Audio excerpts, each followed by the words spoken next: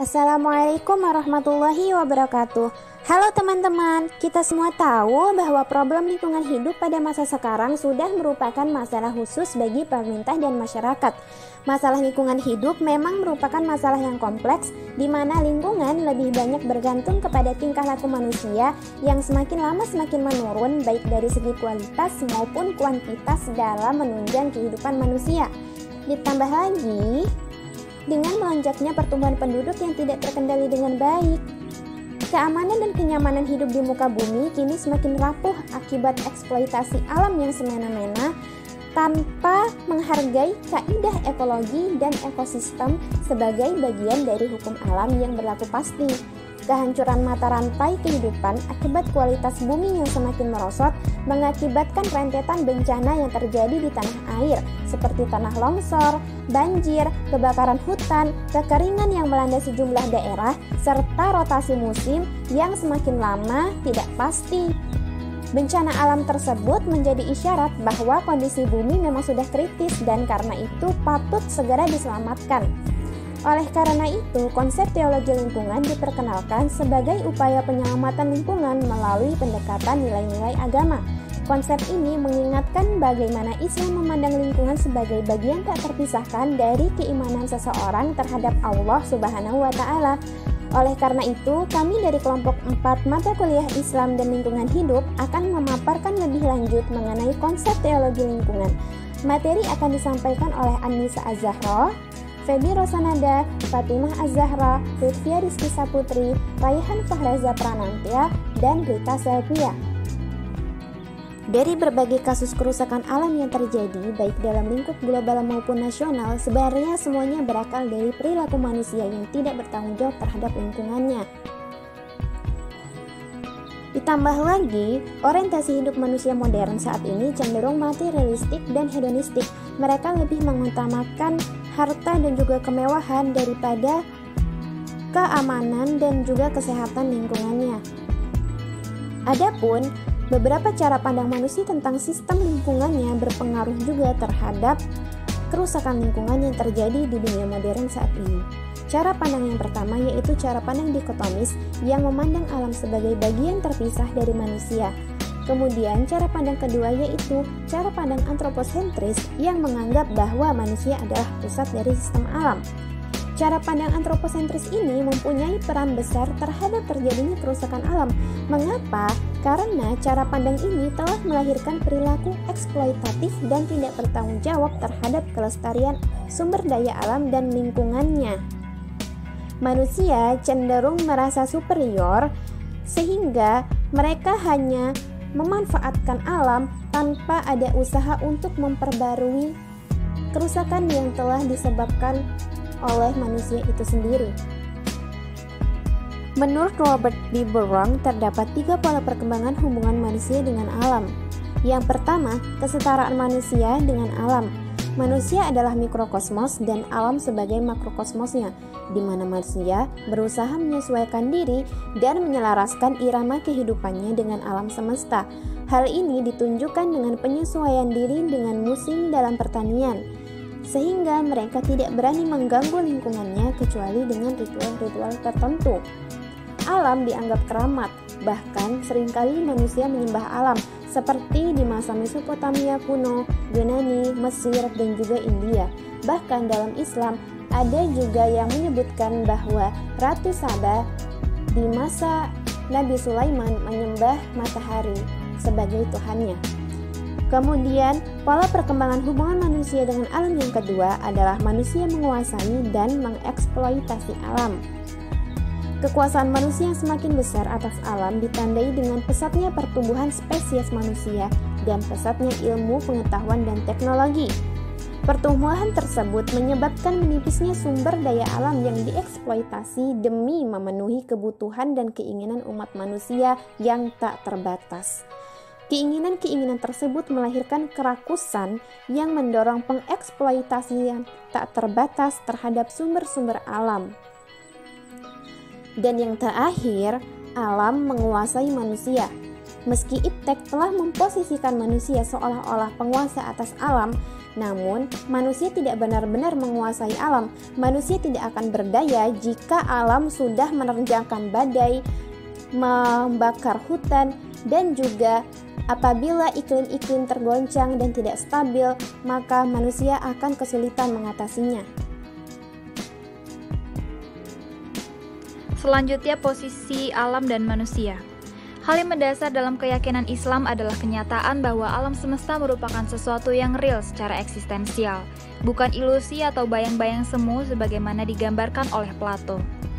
Manusia dibekali sifat fitrah yang disebutkan dalam Quran surat Al-Rum ayat 30. Kata fitrah berasal dari akar kata fitr. Arti kata ini adalah keawal mulaan sesuatu sementara yang sebelumnya sesuatu itu tidak ada.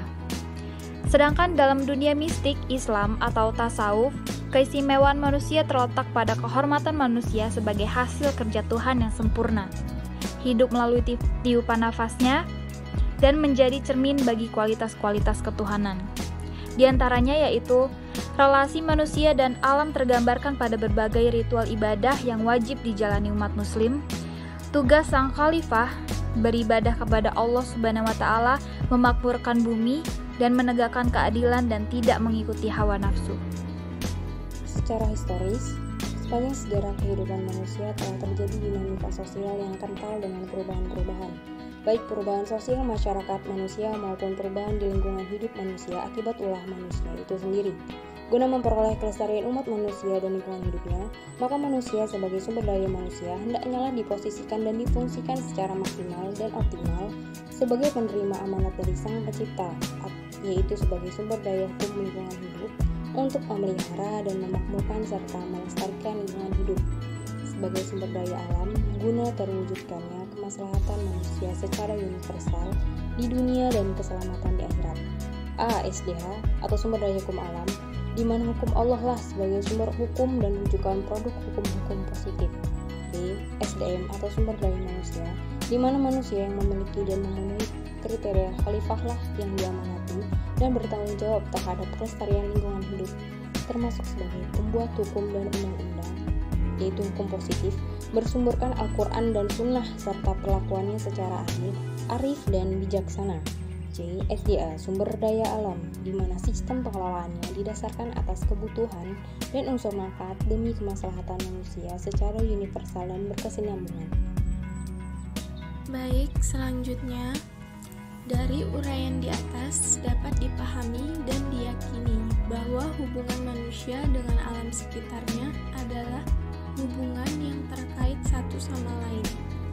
Alam semesta ciptaan Allah dan lingkungan tempat manusia hidup merupakan bagian tak terpisahkan dari kehidupan umat manusia secara keseluruhan. Bahkan amat nyata benar bahwa hubungan itu dibingkai dengan akidah dan syariah.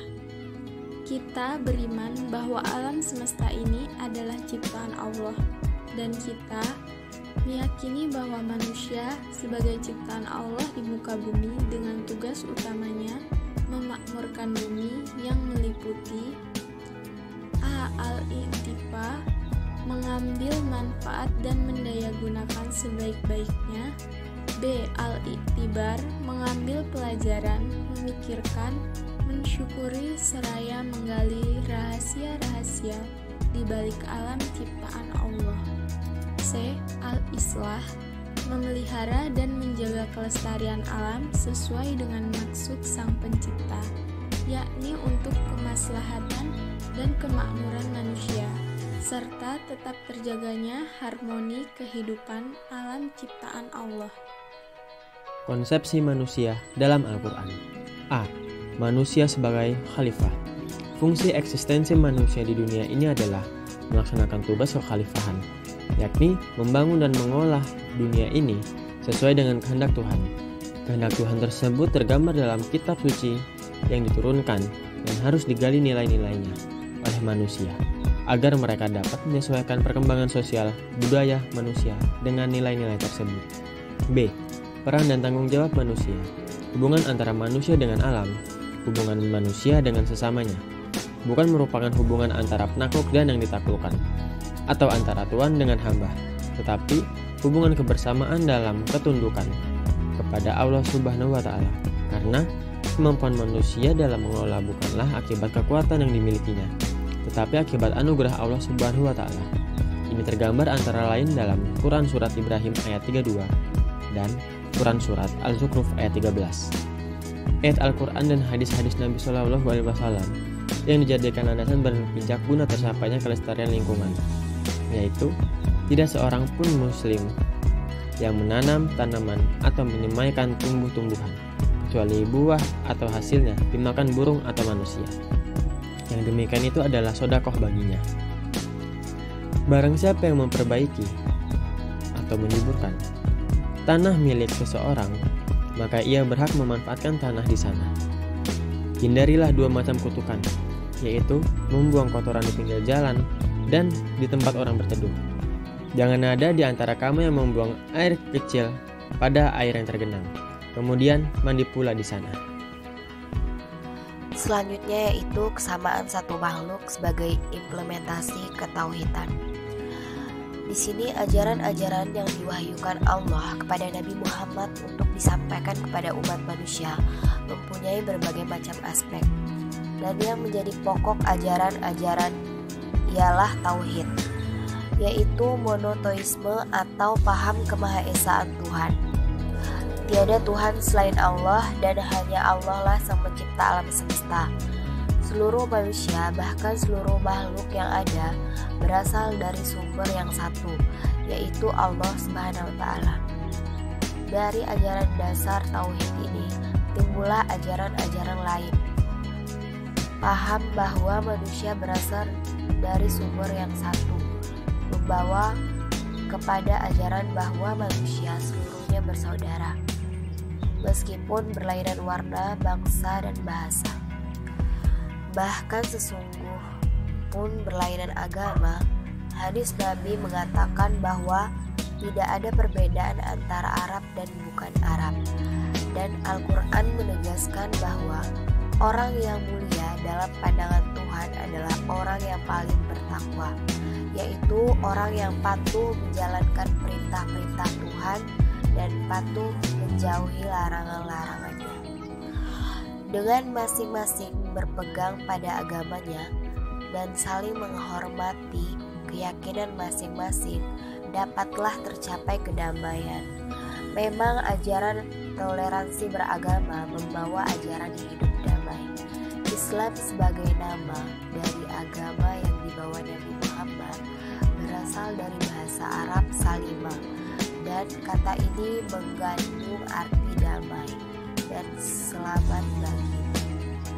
Sekian, terima kasih.